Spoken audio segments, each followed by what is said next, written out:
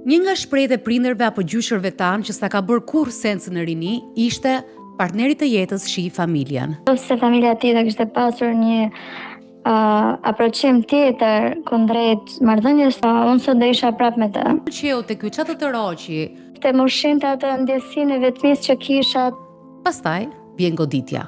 Mendonin që unë isha personi që kisha ardhur të haja lekë të familjes.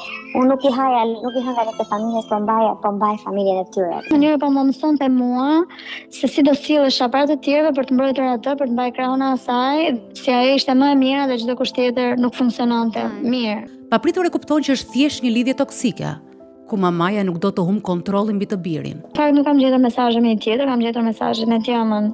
Ka qenë djali, ka shkruar krejt rastisht që ti s'më do mua, apo ka qenë gjatë një bisede? Në mere, sikur po e merr me pushime, të rrim bashkë të kalojmë një farë pushimesh dhe grisja pasaportën, pastaj se s'ka nga janë. Janë pikërisht to persona që nuk janë plotësuar asnjëherë në jetën e tyre dhe e shkarkojnë gjithë ato mungesat në marrëdhëniet e tjera që ndërtojnë. Kunatat që jetojnë brenda një çatie dhe betejë e tyre. Ishte një farë xhelozie që unë jetoja me ta dhe unë tani do isha në thonjza e preferuara, se paktën kështu mendonte ajo. Çfarë nuk fliste pas krave të mi?